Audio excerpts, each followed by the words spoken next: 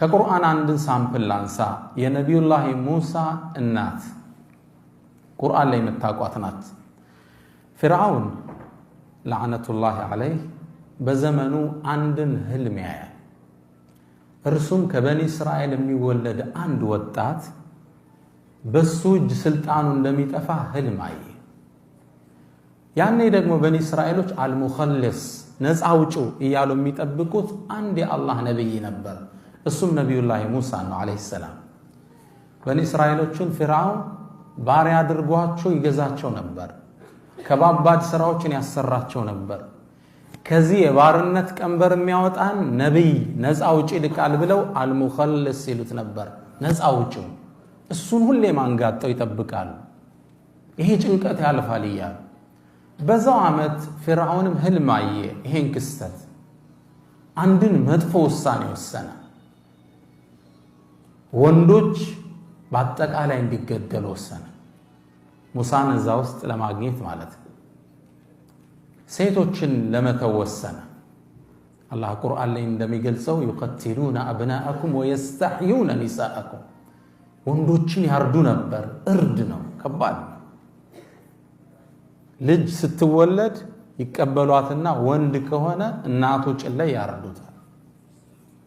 ከባድ ፈተና ነበር። ከዛ ወንዶችን በጣም ሲያርድ ከእርሱ ዙሪያ ያሉ ሚኒስትሮቹ አንድ ሐሳብ አቀረቡ። የሀገራችን ስራ የሚሰሩልን እነማን ናቸው? እነዚህ በኒ እስራኤሎች ናቸው። ወንዶቹ ካለቁ አገራችን ማን ሊጠብቃት ነው? አሁን እዚህ በኢቃማ የመጣው ሁሉ ቢወጣ አገሩ ምን ይሆናል? ከባድ ነው አይደል? ለራሳቸውም ሲሉ ነው የሚያኖሩ። ስለዚህ ምን ወሰነ ሚኒስትሩ? ምክር ቤት በምን ተስማማ? በቃ አንድ ዓመት የተወለዱትን እንዘላቸዋለን፣ አንድ የሚቀጥለው ዓመት ላይ እንገላለን ብለው ወሰኑ። ነፃ በሆነበት ዓመት ላይ ሃሩን ተወለደ፣ የነቢዩላህ ሙሳ ወንድም ዐለይሂ ሰላም። ህፃናቶች በሚገደሉበት ዓመት ላይ አላህ ሱብሓነላህ አሸናፊ መሆኑን ሊያሳየን፣ ህፃናት በሚገደሉበት ዓመት ላይ ማን ተወለደ? ሙሳ ዐለይሂ ሰላም።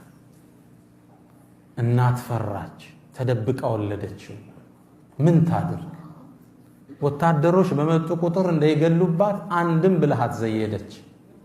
በሳጥን አድርጋ በረጅም ገመድ ሙሳን ወንዝ ላይ ትለቀዋለች። በረጅም ገመድ ወንዙ ላይ ወታደር ሲመጣ ቤት ምንም ነገር የለም። እነሱ ሲሄዱ ገመዱን ስባ ታጠባና ትመልሰዋለች። ከባድ ፈተና። አላህ ሳምፕል እንዲሆነና የጠቀሰልን አላህም ምን አለ ቁርአን ላይ ውስጥ ያሳወቃትን ነገር ሲነግረን ወአውሐይና ኢላ ኡሚ ሙሳ አን አርድዒህ፣ ለነቢዩላህ ሙሳ እናትም ከቻልሽ አጥቢው አልናት። ወኢዛ ኺፍቲ ዐለይህ፣ ይገሉታል ብለሽ ከፈራሽ ደግሞ ፈአልቂህ ፊልየም፣ ወንዙ ላይ ጣይው ልቀቂው አልናት። እንዴት እናት ልጇን ትለቃለች? ኢና ራዱሁ ኢለይኪ፣ አትጠራጠሪ ወደ አንቺ እንመልሰዋለን። ወጃዒሉሁ ሚነል ሙርሰሊን፣ ሌላ ምን ብሎ አበሰራት? ከመልእክተኞችም እናደርገዋለን። እናት ልጇን በሳጥን አድርጋ ልትለቅ፣ ገና የሚጠባ ሕፃን። ከባድ ነው። እንደምንም ወንዙ ላይ ጣለችው። ወንዙ ይዞት ሲሄድ ስታይ ግን ማመን አልቻለችም። ወአስበሐ ፉአዱ ኡሚ ሙሳ ፋሪገን ይላል አላህ። የእናትን ጭንቀት ሲነግረን ልቦናዋ በድንጋጤ ተከፍቶ አነጋ። ኢንካደት ለቱብዲ ቢህ ለውላ አረበጥና ዐላ ቀልቢሃ፣ ጩሃ ነገሩን ጉድ ልታወጣው ነበር እኛ ልቦናዋን ባናጸናት። ሄደ ወንዙ ይዞት ማንን? ሙሳን። የሚወስደው ከፊርዓውን ሊያርቀው ይሆን? አላህ ይቀጥልልናል።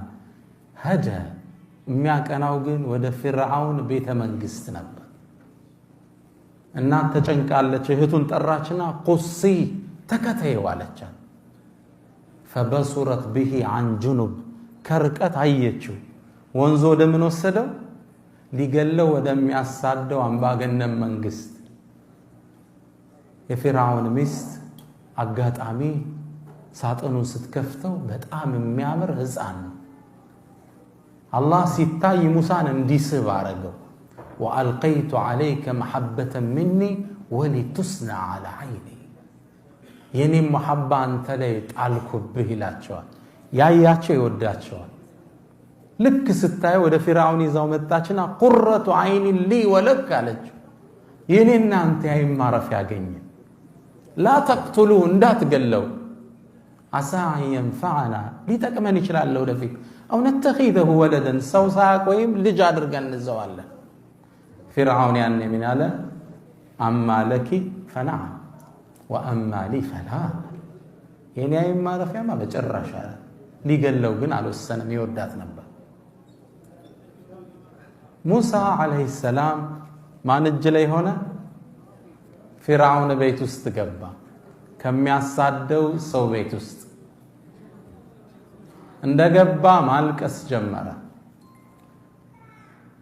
ያኔ የፊርዓውን ሚስት ትእዛዝ ሰጠች ሊያጠባው የሚችል ማን ነው ሁሉን ጡት አልቀበልም አለ وحرمنا عليه المراضع من قبل على الله ጡት የተባለን ከለከል ነው አለ የማንንም እንዳይጠባ ያኔ ቤተ መንግስቱ ሲረበሽ የሙሳ እህት ከቅርቡና ታይ ነበርና ይሄ ልጅ አልጠባላችሁ አለ እንዲያው ጡትን የምታጠባ ሴት ልጠቁማችሁ ማንም ህፃን ቀርቧት ጡትን የምታጠባ ሴት አለች ወደሷ አላመላክታችሁ የሙሳ እህት ወደ ማን አመላከተች ወደ እናቷ አመላከተች ያኔ የሙሳ እናት በፊርዓውን ሰራዊቶች ታጅባ ወደ ቤተ መንግስት መጣች ምን ልታረግ ልጇን ልታጠባ ትናንትና መገደሉን ፈርታ ነበር ወንዝ ላይ ለቀቀችው ዛሬ ደግሞ በፊርዓውን ቀጥተኛ ትእዛዝ ደሞዝ ተቆርጦላት ልጇን ልታጠባ ቤተ መንግስት ገባች ህፃኑንም እንደተቀበለችው ህፃኑ ለመጥባት ዝግጁ ነው ጭኗ ላይ ተቀበለችው እሷን ሲያገኝ አረፈ ደሞዝ የተከፈላት ልጇን ማጥባት ጀመረች بعد عسر يسرا إنا رادوه إليك وجاعلوه من المرسلين ብሏት ነበር ድሮ እኛ ወደ አንቺ እንመልሰዋለን ከመልእክተኞችም እናደርገዋለን